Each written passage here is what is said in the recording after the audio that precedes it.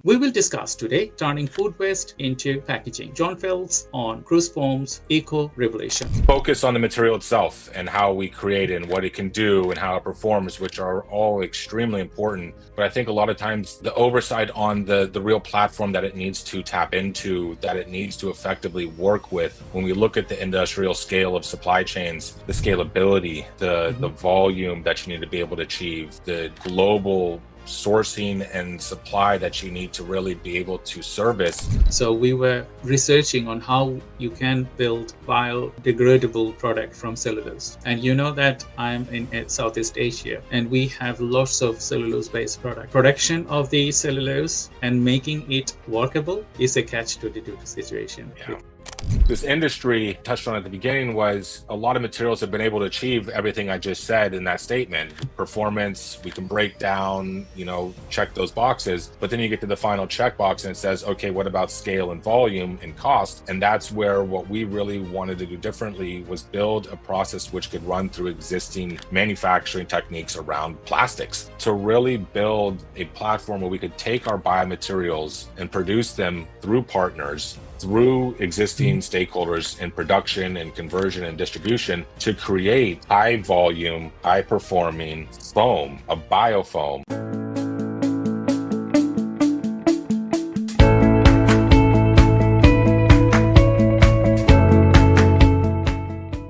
Hello everyone. Thank you for joining today's Innovator Circle podcast. I'm your host, Dr. Shah Siddiqui, CEO of Time Research and Innovation, GenZ Marketing Agency, and Chatbot AI. 𝐈𝐂𝐏𝐜𝐚𝐬𝐭 is an initiative to bring innovative ideas, transformative strategies, and forward-thinking insights from various industries, whether it is in technology, artificial intelligence, marketing, finance, lead generation and sales, business advisory and development, tax and accounting, or sustainability. We bring you insight from some of the greatest mind, C-level executives, and industry leaders who are shaping the future. In today's episode, we have a very special guest, and we're going to be covering sustainability today. So before I introduce my guest, I just wanted to give some brief introduction for him. We have John Feltz today. He is the co-founder and CEO of Cruz Foam. Cruz Foam, a Santa Cruz-based startup on mission to replace harmful plastic foams from compostable, planet-friendly alternatives made from food waste. With a background in chemical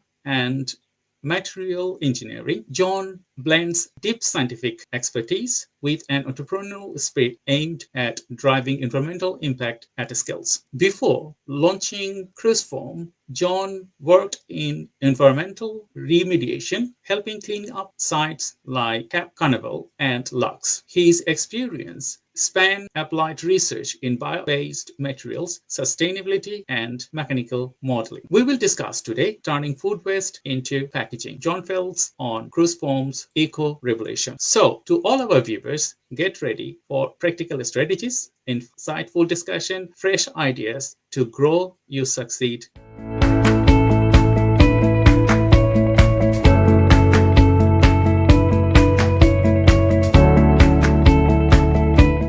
Hello, John. How are you today? I'm good. Thanks for having me on. Thank you very much, because you know that we bring innovators from across the globe to discuss about their contribution to the community, to the world, and specifically in sustainability. And sustainability was a buzzword. Few years back, people talk about sustainability and it was all greenwashing and all of the things. But now it is a need for everyday things. My son, 10 years old, he talk about sustainability. Like, okay, we need to be more sustainable. I don't think about like he does, but I'm a part of a green revolution as well for textile sustainability. So that's why my heart is always with green solutions, green tech, and sustainability. So thank you very much for your contribution today to talk about sustainability. How are you? I'm good. No, I'm really excited to chat about this because I think you hit the nail on the head. There's a palpable shift in the mentality, how we're looking at sustainability, how we're addressing it, and really how it's kind of, I think, changing with, I don't want to say the new generations. I have a 6-year-old daughter, so she hasn't quite caught on the sustainability, ins and outs yet, but time will tell. And to your point, I think it's a really important topic to be bringing to the forefront and on all parts of life, and in all different ways we can and we can see that it's really a critical moment in time for what we need to do. I totally agree with you. But the environment, the few disasters in the past, like bonfire, Scotland is burning now. We had California and lots of different disasters happening everywhere. Still, different governments, they are playing the footballs.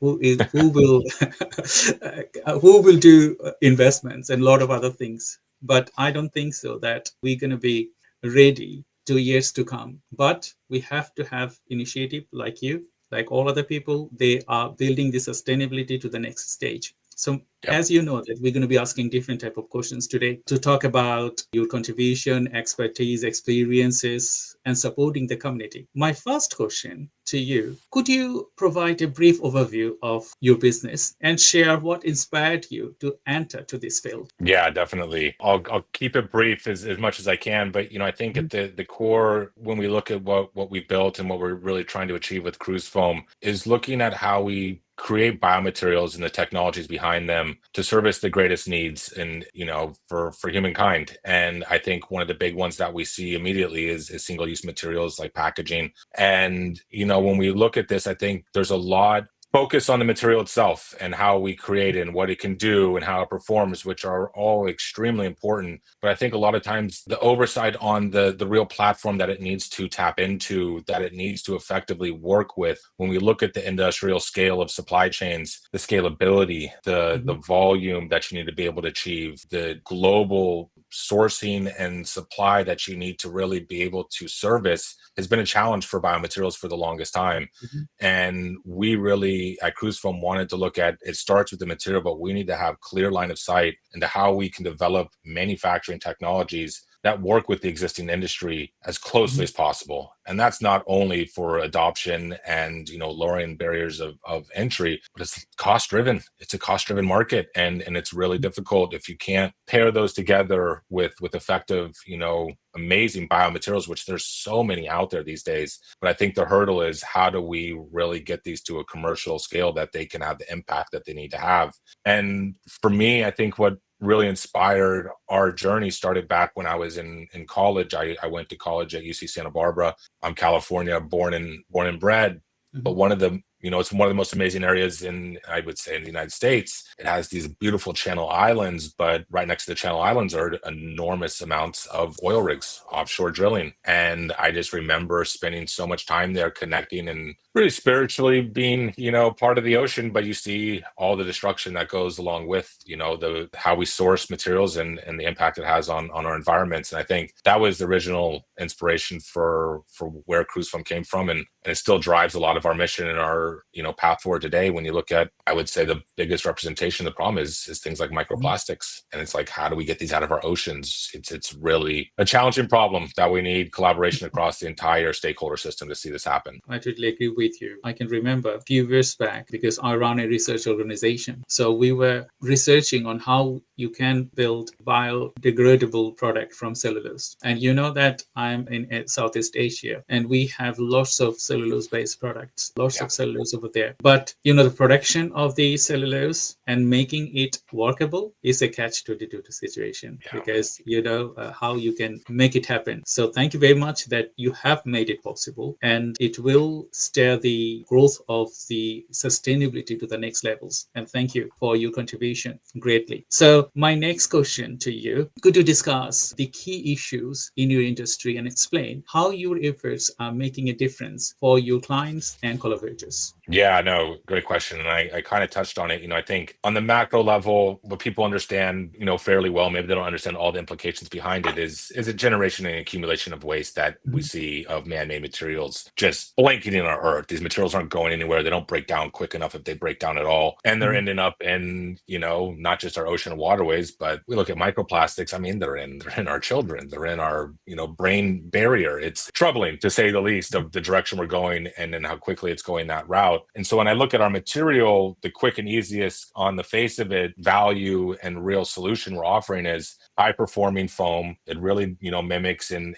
performs the same as a styrofoam or polyethylene in the applications we're going in for, packaging right now. But the idea is it breaks down in less than 8 weeks. It leaves no microplastics. It's regenerative to soil. We actually see better germination of early plant growth with a high content of Cruz Foam in the composted material. And so on that front, that's very, I don't want to say easy to understand, but that's where we have to make sure we start there. Because if we're not solving that problem, then you're not doing anything. But I think with that, that's the first step, because where we really wanted to shift this industry, touched on at the beginning, was a lot of materials have been able to achieve everything I just said in that statement. Performance, we can break down, check those boxes, but then you get to the final checkbox and it says, okay, what about scale and volume and cost? And that's where what we really wanted to do differently was build a process which could run through existing manufacturing techniques around plastics. And two of the most common ones are injection molding and extrusion. And I don't want to say we can do both, we can, but we commercialized first in extrusion technology. And so we really spent a maniacal amount of time and effort to really build a platform where we could take our biomaterials and produce them through partners,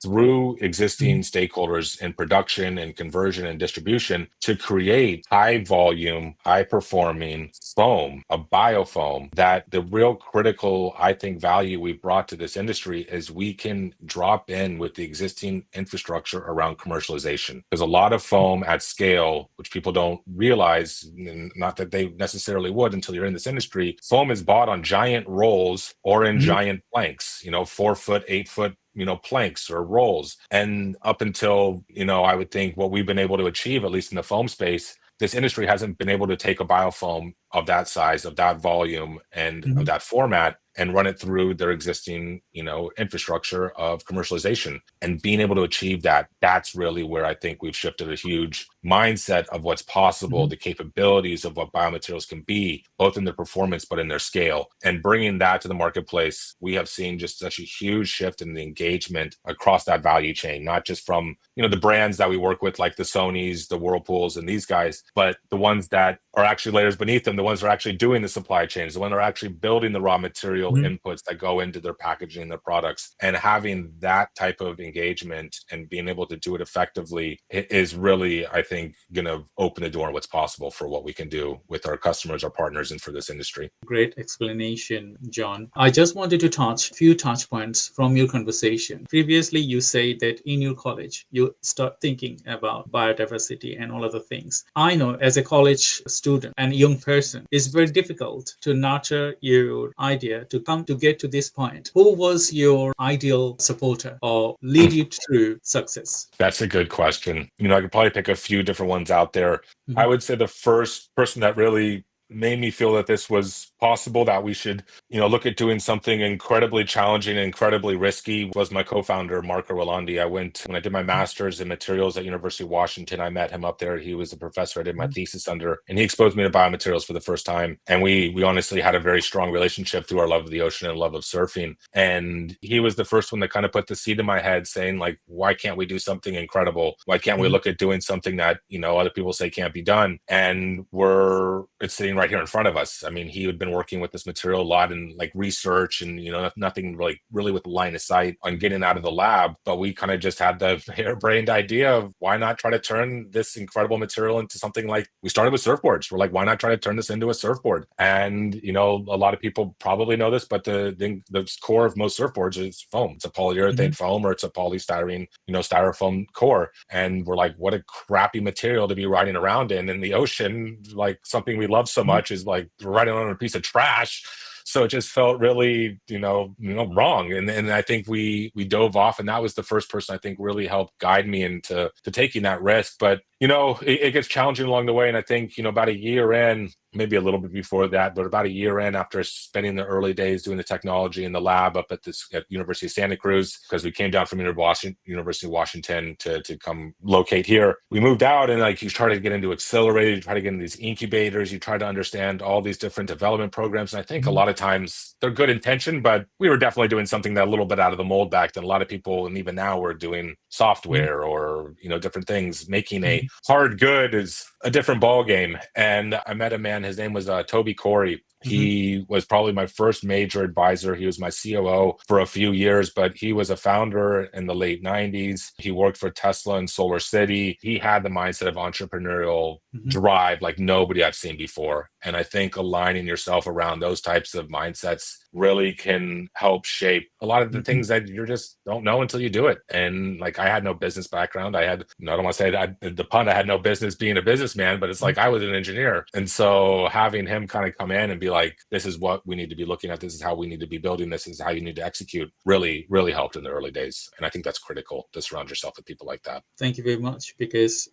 there are some innovators I have seen working with different type of people, businesses. Sometimes they forgot about their past. They don't recognize those people. They step into the current situation. I came from Bangladesh in the UK in different stages. I had different people. I had a brain tumor surgery. Still, I achieved whatever I wanted to. But without the help of those people, I wouldn't be here. So thank you very much for your gratitude. And I think you will go further more, because talking to you, I can feel the culture. And when you have a good culture, there is everything there. Changes everything. So my next question to you: who are the clients you aim to help, and what key benefits do you deliver to them? Yeah, I would say without a doubt, when we look at the space, one of the most challenging areas is servicing the large enterprise customers, the Fortune 100s, the Fortune 500s, and specifically when we look at the areas around global supply chains, being able to engage and offer a solution that can really service something of that enormity is challenging. So we, Sony's a customer that invested us. We see a lot of opportunity when we look at certain verticals. Obviously, we're looking at packaging, but we can't service all of packaging at once. I think where we're really understanding is where are the products that,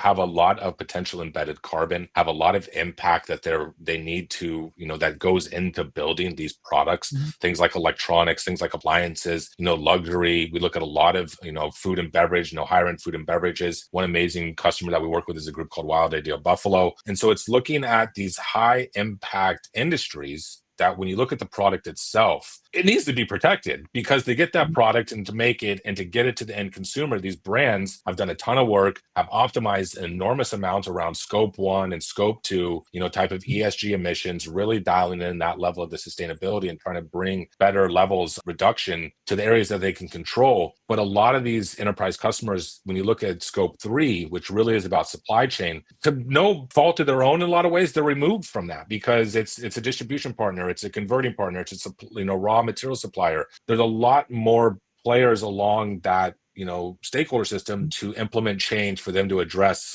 scope 3, sustainability initiatives that they have across their brands, and especially these large players. And so our ability, especially in the cold chain areas and the block and brace or protection areas for these, higher end, sensitive, high impact type of products, we really see being able to help them and offer a solution that keeps the product safe, because that's kind of number one. Because, I hate to say it, but if your TV ends up damaged, there's a lot more impact and loss resources that have gone in to make that than the packaging. But if we can offer packaging that retains the product, but also removes the impact and the horrendous materials we're using right now to package a lot of these products, that's the win-win, because we can do that right now at cost. We can do it with the performance. And then you have this narrative and this story that everybody wants to get behind. Everybody wants to go this direction. But if you're sacrificing the primary good, then never going to be a value proposition and something that's going to, answer the need for these customers. And I think our product and our technology is at a stage where we're seeing that happen in real time with some amazing customers and the industries that I think really need it the most. And I think that's where we're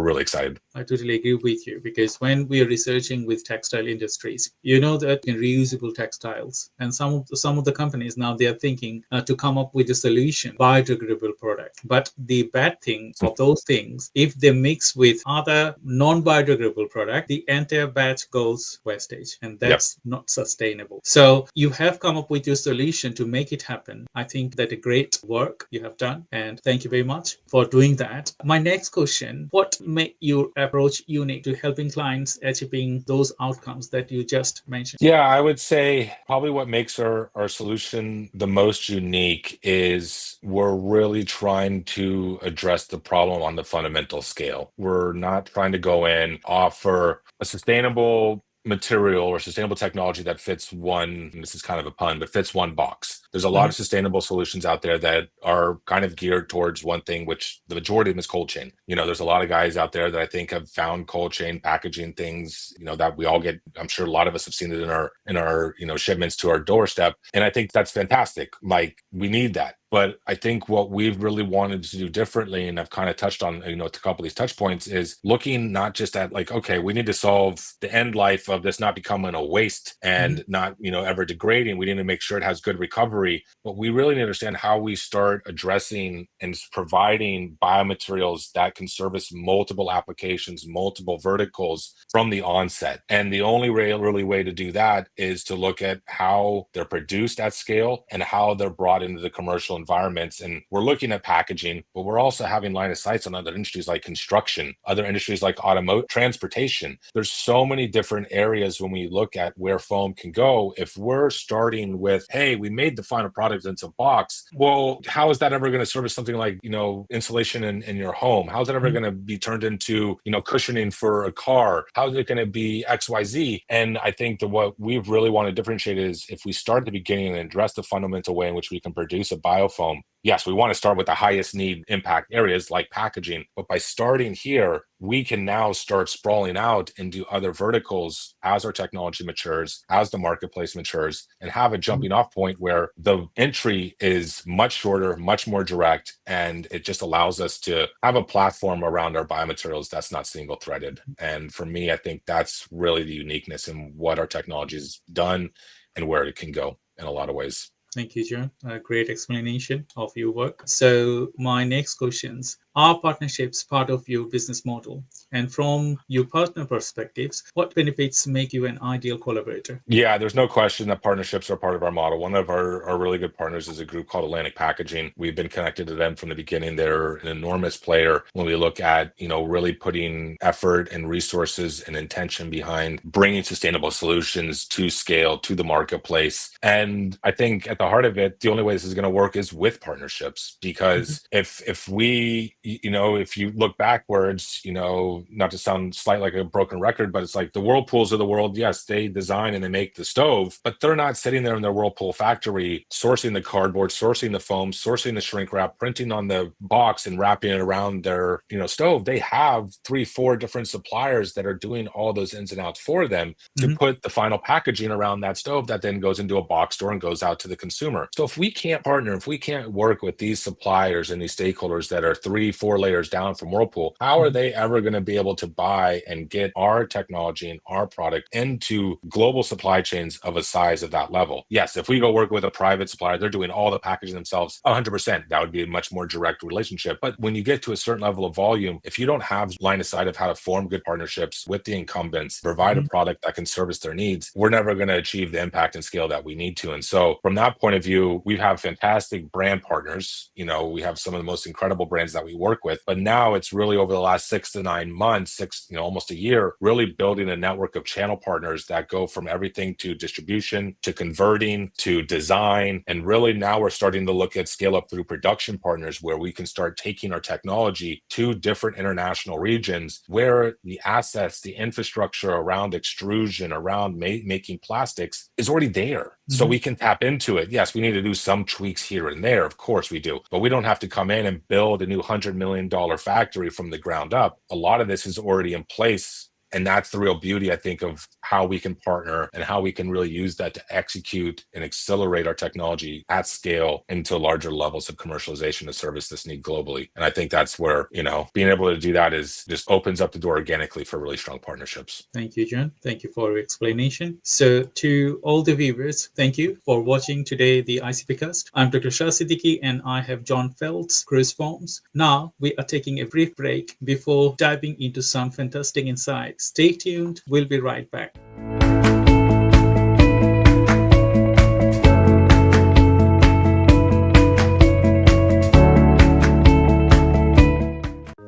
Great conversations start with thought-provoking ideas, and a visionary leaders turn them into reality.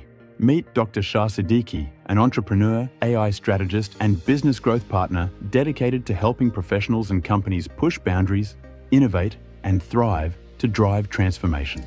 Did you know that 92% of executives consider digital transformation and AI adaptation are essential for staying competitive in today's market. Furthermore, companies that use data-driven insights for decision-making also see a 23% boost in profitability compared to those that don't. Through 𝐈𝐂𝐏𝐜𝐚𝐬𝐭, we bring together the brightest minds in AI, business, finance, marketing, and other tentative fields to deliver strategies that drive measurable success. Dr. Shah is the founder and C-level executive and leads multiple startups, including GenZ marketing agency, Neurodivergent Business Consortium, NBC, Time Research and Innovation, TRI, and Green Threads DPP. He is AI and technology expert and helps businesses harness AI for scalability and efficiency.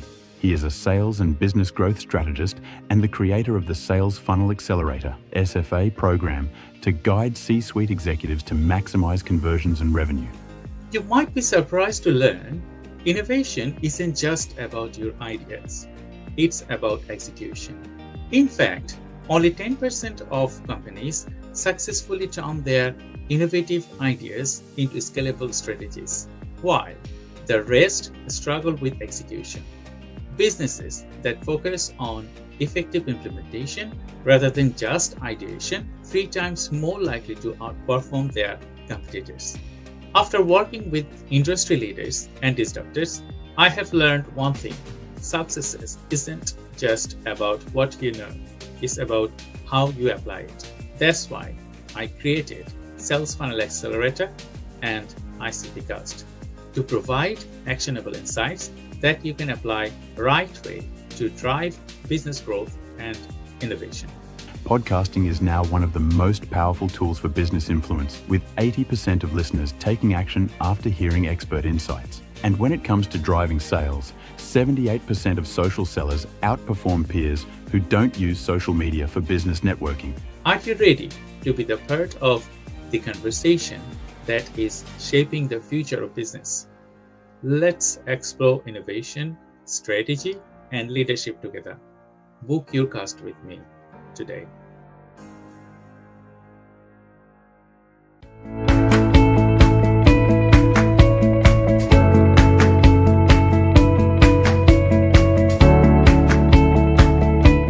Hello everyone, welcome back to our Innovator Circle podcast. I'm Dr. Shah Siddiqui and I have John Feltz, Cruz Foam. We have got some exciting insights coming up. So stay with us as we dive deeper into the world of technology as well as sustainability. So let's get started. Thank you, John, for your contribution today. And I think our viewers will learn a lot of takeaways from these sessions. My next question, could you share your insight on the upcoming industry trend and how you are adapting to remain ahead? Yeah, that's a really good question. There's definitely a lot of flux, a lot of movement in the industry around sustainability, around circular economy. If we're looking at kind of materials and the space that we play in around supply chains, obviously we could probably talk about the tariffs and the unknown factors there all day long, but we'll leave that one off to the side for a minute. I think when we look at sustainability, on the heart of it, there's obviously some concerns, at least in the United States, around how certain legislation is potentially being delayed, where it's going. I think there is still good tailwinds behind things like extended producer responsibility or EPR. There's still, I think, a lot of good movement into looking at,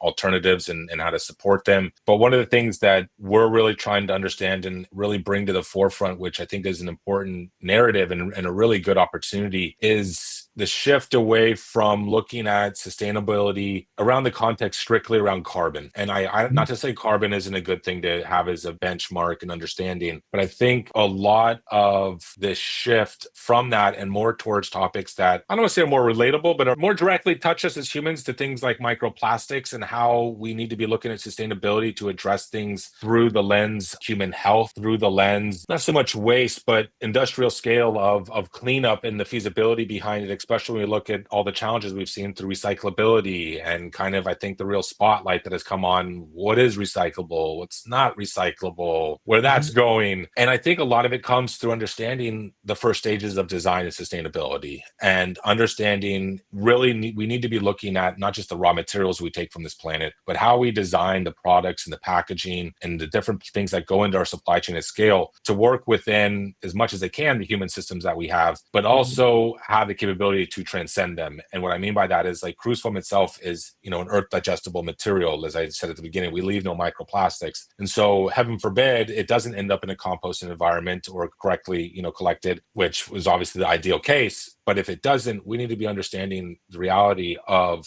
these materials and how they break down on scales and don't do harm. And so I think that's, like, for me, if you fast forward a little bit and look at the microplastics picture, if we can understand the holistic nature of how all these things are connected, which I'm hoping is what we're seeing happen in more real time, with narratives being more directly focused in areas like suggestions, like I'm saying, around microplastics, that's where I'm thinking there can hopefully be a switch towards the positive through a lot of what I would say is unknownness of what's going to happen over the next couple of years. But I will tell you this, the brands that we work with, like the LVMH, they're doubling down. They're not slowing down. And I think it's finding those players, finding the ones that are standing behind the work and the need of how this needs to shift, are the ones that are going to, win out at the end. Because the consumer is getting smarter and smarter and smarter every day. You see it with your 10-year-old. I'm starting to see it with my 6-year-old. Like, they're not going to take the BS for much longer. And I think that's where, is it going to shift? Is it slowing down? I guess that's up for debate, but sooner or later, there's no turning away from the change that's on our doorstep, and it's the children behind us. And so I just hope we can be a part of to support that change instead of being a blocker as we drone on. But it's definitely an interesting period. There's no question. I totally agree with you, because the way the society is going, I know that there is too big war in the Middle East, and as well as in Europe, and as well as the changes of the climate, the changes of the US politics, and Yes. it's making us it's very difficult nowadays to understand where the things will go. But in EU, they are ahead of most of the games, I would say, in sustainability. So the legislation for the DPP, Digital Product Passport, is imposing in 2027, and I'm not sure that they can do it by 2027 because it's huge backlog. Because I've been to many of the sustainable meetings that they do every month, and where the Trump is not thinking about sustainability. So when America follows, rest of the world follows. But in there, I don't know what will happen. But anyway, we're not going to touch on that. My next question to you, can you discuss a major obstacles you have overcome, the lessons you have applied? Interesting. Yeah, to your point, like, some of the biggest challenges we've had to overcome early on is a lot of the ambiguity around where things are going, how we fit into them, developing a technology that is going to hit a wall for something 5 years down the road that we can't predict. Like, that is an incredibly challenging thing to be innovating in, because a lot of the legislation to date has been, well, it was 2025, that's clearly going to change, but now it's like 2030 plus 2040. We're in a startup world. We innovate quickly. We can't work in constraints of no idea where legislation or regulation is going to go in 5 to 10 years and develop a technology. And to your point, like, that's why we've had to be really adaptable. We've had to develop something that can shift, can pivot, and can really work within these unknown constraints that have been really difficult for us. And I think to our point, one of the things that we had to get over, and we're still, there's still growing pains around this today, is breaking through that initial paradigm of engaging with the larger stakeholder system, the larger incumbents. And a lot of that is because of the unknown nature of the industry and where it's going. But when you step back, and I won't name names, but I've sat down with 2 of the 3 largest CEOs of the 2 largest foaming operations in the United States. When they look at our foam and they, we talk about what we're doing, and we ask them bluntly, like, where do you think this industry is going? They say there's no doubt. They're going towards biofoam. This is where this is happening and going. But because there isn't strong alignment in the regulatory legislation and basically across that stakeholder, there's very hard incentivization to bring that technology to the forefront and the collaboration to happen effectively. So like 2.5 years ago, we were sitting down with some of the largest foamers and saying, hey, this technology is ready to scale. You guys want to do this with us? And they all basically said, yes, but no, like, go prove it and do all the hard work first, because we don't really need to. And we're like, okay, great. And so in hindsight, I think think it was a blessing in disguise because we're able to build our commercial operation on the East Coast, we're producing full scale, and now we own all the technology. And so I think that delayed us about a year and a half longer than we had planned because we were expecting to form a partnership earlier on, get a lot of expertise and use those resources and, the engine behind them to, move faster. But it didn't work out that way. But I think we're now in a position where we can engage internationally with any type of operation without having our hands, tied behind our back because we own all the technology, all the platform. And that I think is serving us well right now. But we still run into those challenges because you look at engaging in the US with partners is much different than engaging with partners in, Europe, different than engaging with partners down in Mexico, and different engagement. It's not that the technology is different. The geopolitical and societal, constructs are much different. And that's where it's difficult as an early stage company of like 20, 25 people to these behemoths don't even know what they're doing. How are we supposed to come in and be like, hey, we've got it all figured out? It's the wild, wild west in a lot of ways where I think global supply chains are going and how new technologies are effectively adopted. And we're all, I think the old adage is, building the plane as you fly it. And that's definitely what it feels like across this industry right now. But I think that's where opportunity lies. And I think we just have to be in a situation where we're okay with the unknown and the risk as much as we can be, but be adaptable and have a robust technology that can do as much as it can. Is probably the right word. Thank you. I totally understand what you've been through.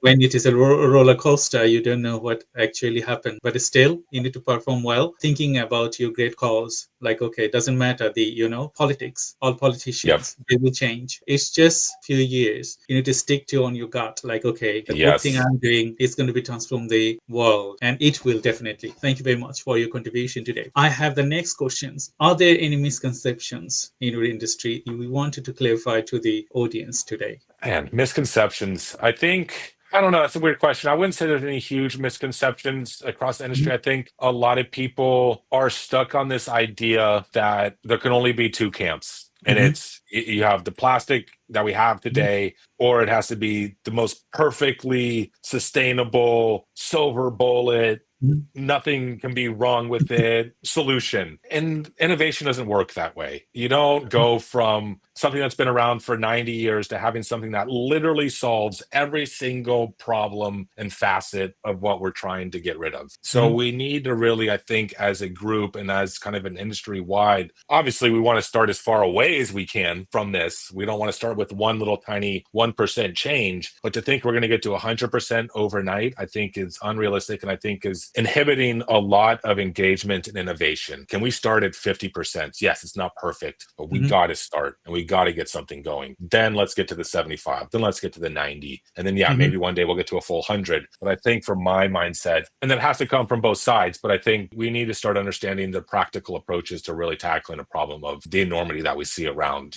packaging or global supply chains. Thank you for your clarifications. So my last questions, what advice would you give to inspiring entrepreneurs looking to make a mark in your field? Yeah, I think the biggest thing is probably just to, think differently in what a biomaterial can be, not just in the material, but in how and where it can influence this industry. I think there's so many touch points along that value chain, not just in how it's produced, but how it's manufactured, how it's converted and turned into different products. I think don't look at just the final solution like it needs to fit into this box as this widget. I think we need to be looking at really addressing this from the fundamental platform of biomaterials servicing the broader spectrum of the industry. And I think that's when we will start seeing this go towards the 100% silver bullet. But we got it. And that's what I think we're trying to start is, hey, we're starting on a platform. We're only trying to solve, say, 50% of it around packaging. But we start here and we do this well, then we can start tackling these other guys. And I think if people come in with the mindset of understanding the holistic nature of this industry and not just looking at the end game of waste and solving the waste problem, we need to shift the paradigm of understanding how these stakeholders work, because this industry has been built for 90 years.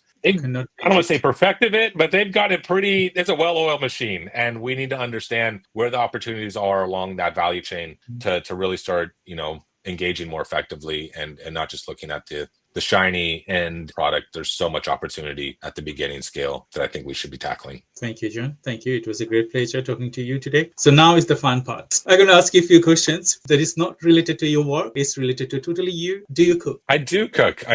I'm a big barbecuer. My wife does all the cooking. If it's a barbecue job, that's me. I'm in. Okay. What is the most you like to eat as food-wise? Oh man, that's a good question. We obviously have some really fantastic, Mexican food here in California. Mhm. But if I was to say, if I had to pick one out of a hat, I don't know. I really like some good Indian food. Oh, When I go to London and get some good, I've never been to India myself, so maybe that's. okay. But I've heard what I've had in London a few times I've been there has just blown me away. I love it. It's so good. But do you know that the restaurants in London or in the UK, the Indian cuisine, the homegrown food is different than the cuisine? I've heard. So that's why So I'm curious.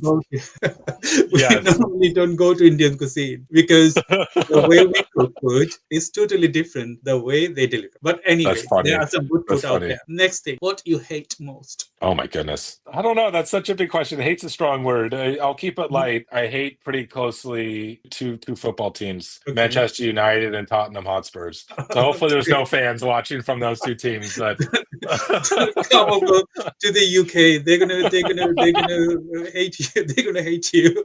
Because football is massive here, and they I love know, like I their know, bloodline.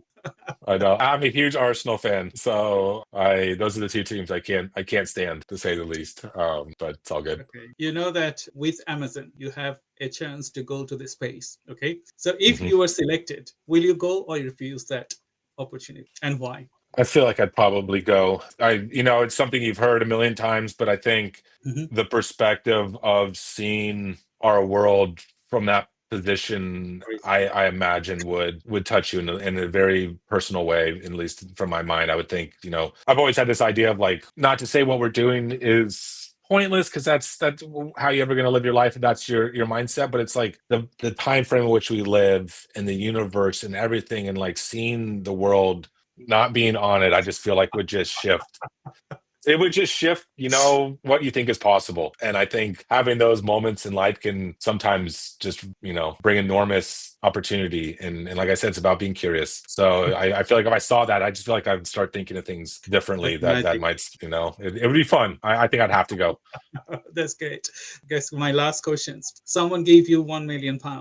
What you do with that? Well, I do have a 6-year-old daughter, so I probably have to look a little bit at taking care of her. But I think part of it is I think life is best lived through experience. And so I think if Mhm. there's ways in which I can go understand some of these areas around, the planet, that especially in this day and age with culture and geopolitics being what it is, I think especially, I probably want my daughter to be a little bit older, but if I could take her and really expose her to just different walks of life and get her, that perspective in her, I think is so incredibly powerful and important for people to be able to achieve. And so if there's a way I can help and impact with it, I would definitely do that. But if I'm thinking, slightly selfishly and just off the forefront of my Mhm. head, I think open up those doors and being able to just really grow as a person and understand where maybe I can have impact and opportunity in my next stage of life, I think that would be incredible to be able to do. Thank you, John.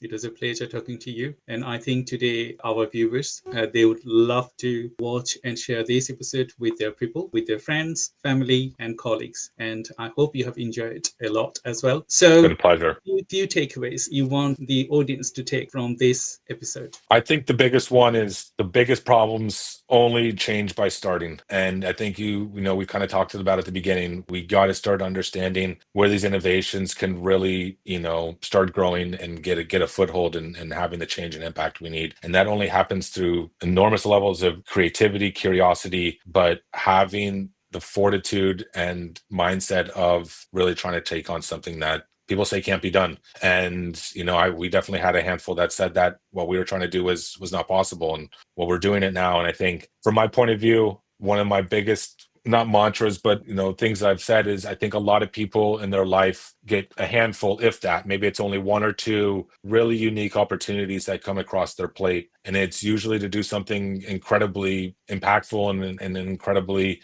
powerful. Like when I met Marco and he's like, come down to Santa Cruz to make Cruz Foam surfboards. And I was like, what? But I did it. And I think the challenge is a lot of times he's come with enormous amounts of risk and enormous amounts of unknown, enormous amounts of opportunity for failure. But I implore people to take that leap, take that jump, take the risk. You're only going to get them a handful of times. And if you fall flat in your face, at least you fucking went for it. And I think from my point of view, like, life is short. I think it's important to do something that you care about and you're passionate about. And that's the core of what life is about. So I totally agree with you, because when I went to my brain tumor surgery, I did not know that I will come back. yeah, that's heavy. That point, experiencing that moment changed my lives differently. So I think the things that you just said, you have to take the chances to be good for the world and for everyone. So thank you everyone for tuning in to Innovator Circle podcast. We hope that today's conversation with John Feltz, Cruz Foam, has sparked fresh ideas to provide valuable insights to elevate your business strategies, whether it is in sales, marketing, finance, innovation, or sustainability. Don't forget to subscribe to our newsletter on icpcast.com. Share this episode with your network. Leave us a review to help us reach and inspire leaders like John Feltz. Like our page on LinkedIn and subscribe to our YouTube channels, Sales Funnel Accelerator, and behind the scenes success content, and all the updates of this episode and any other episodes. So until next time, stay inspired, stay curious, and keep leading the way of innovation. Thank you, John, and thank you everyone, and bye-bye.